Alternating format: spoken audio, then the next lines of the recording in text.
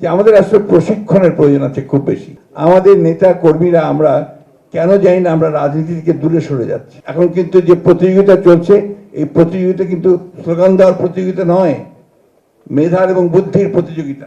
আপনি দেখবেন গতকালই দেখেন আমাদের দলের প্রতিষ্ঠাতা শহীদ প্রেসিডেন্ট রহমান সাহেবের জন্মদিবস পালন হলো, তাই না? এখানে আমাদের যে কর্মীরা আসে স্লোগান নিয়ে, একটা পতাকা নিয়ে আসে, সাধারণত ভাইদের পিছনে আসে, এসে সেই ভাইদের পক্ষে স্লোগান দিতে থাকে, তারপরে স্লোগান দেয় পূর্ব পশ্চিম উত্তর দক্ষিণ। এটা রাজনীতি না, দিস ক্যানট বি পলিটিক্স। এটা কোনো রাজনৈতিক কর্মীর মুখ থেকে এই ধরনের স্লোগান আসা উচিত নয়। এবং সেখানে কত বড় ব্যাংক্রাপসি, একটা দেউলিয়াপনা হতে থাকে রাজনীতি, সেটা বোঝা যায়।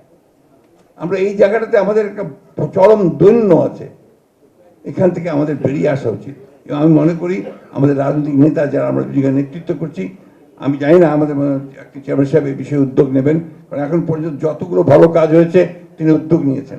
আমার মনে হয় এই কাজটা তাকে উদ্যোগ নিতে হবে, যে এখন কম্পালসারি করতে হবে প্রত্যেকটি উপজেলা এবং জেলাতে রাজনৈতিক প্রশিক্ষণ। এটা খুব জরুরি করতে হবে, এটাকে কম্পালসারি করতে হবে। কিভাবে বক্তব্য হবে, একটা সভা কিভাবে চলে, আপনার যিনি উপস্থাপনা করবেন কিভাবে উপস্থাপন করবেন, অ্যাড্রেস কিভাবে করবেন, এই জিনিসগুলো কিন্তু খুব বেশি প্রয়োজন বলে আমার কাছে মনে হয়। এই যে একটা প্রবণতা চালু হয়েছে, আমি টুকু সাহেবের দৃষ্টি আকর্ষণ করবো, আমাদের আজকে যিনি এখানে প্রচার সম্পাদক আছেন, যে প্রত্যেকের নাম বলতে হবে, যারা উপস্থিত আছেন তাদের নাম বলতে হবে। এটার কোনো অর্থ হয় না, এটা অর্থহীন একটা ব্যাপার, সময় ক্ষেপণ করা ছাড়া আর কোনো কাজ নাই।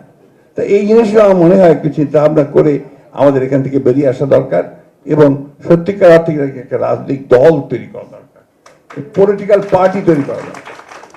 এখানে অনেকগুলো ভালো কথা এসেছে, আমাদের একটা বড় কথা আপনাদেরকে আমি গতকাল চেয়ারম্যান সাহেব বলেছেন, আমি আবারও বলছি, আমাদের কিন্তু এখন সত্যিকার অর্থেই একটা আদর্শ রাজনৈতিক দলে পরিণত হবে।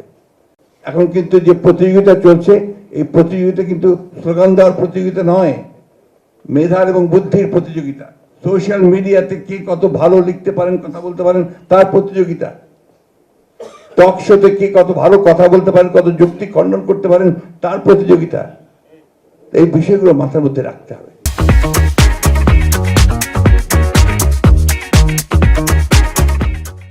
শুধুমাত্র স্লোগান দিয়ে কিন্তু আমরা এই সামনের বা আরো সামনের সে যুদ্ধ জয় করতে পারবো না। আরেকটি কথা যেটা আমি আগে বলছি, এখনো বলছি, যে আমাদেরকে রিক্রুটমেন্টটা যদি ভবিষ্যতে যখন আমরা করব, নতুন সদস্য নেব, তখন যেন আমরা ভালো দেখে, ভালো মানুষ দেখে, ভালো মেধাবী লোককে দলের মধ্যে নিয়ে এসে দল শক্তিশালী হবে, সমৃদ্ধ হবে।